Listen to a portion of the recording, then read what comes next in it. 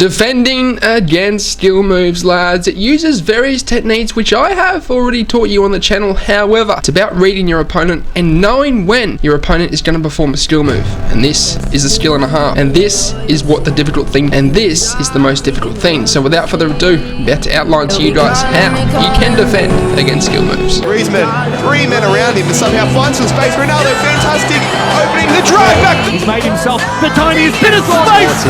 Almost feels like a bit of a toy. Didn't really go for it. Oh! The display there is absolutely ridiculous. The Elastico on the goal line. On the goal line, the finest. We talked about AUSSIEFIFA. He's not here to make up the numbers. The best way to jockey and react to the opponent's skill move is by holding R2 and L2 at the same time, or LT and RT, okay? And this activates the speed jockeying technique, which allows you to, of course, react to the opponent's movement. And especially when he's left stick dribbling and going left, right, you're going to be one to be able to react to his movements quick enough to actually read him and make the tackle. And it's the same with skill moves. You need to react quick enough, and the way you can do that is by activating the speed jockey motion. If you just hold L2, as I've outlined in previous tutorials, lads, it's way too slow.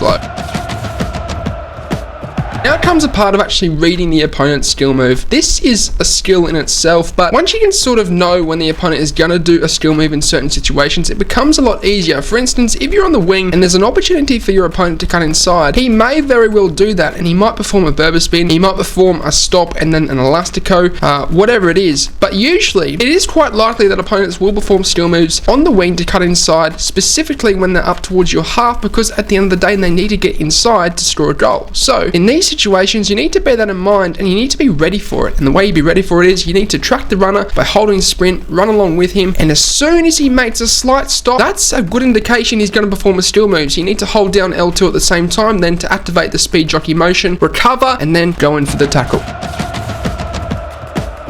Again, another time when he might perform a skill move is when you're actually close to him and you're putting a lot of pressure on the opponent and he doesn't have a passing option because you're quite tight to him and you're about to make that tackle. That's a good indication that he may just use a skill move as a last-ditch attempt to actually get away from you, and that's when you need to be ready. That's when you need to hold in R2 and L2 at the same time, jockey, and essentially recover, line up with the defender, and then get that tackle in.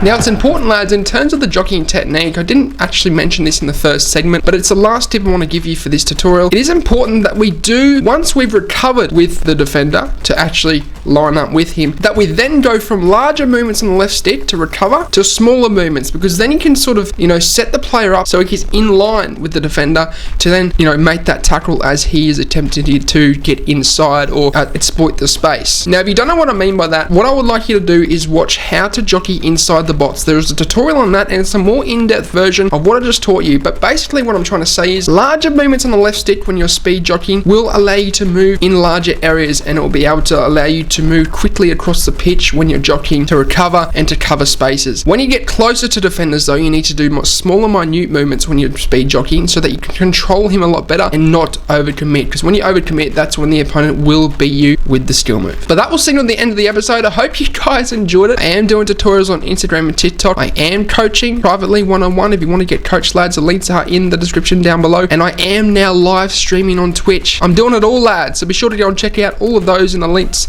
down below. We shall keep in touch over on those platforms, but as always, I hope you have a good day. I'm out. Sayonara, au revoir, adios, salam, ciao.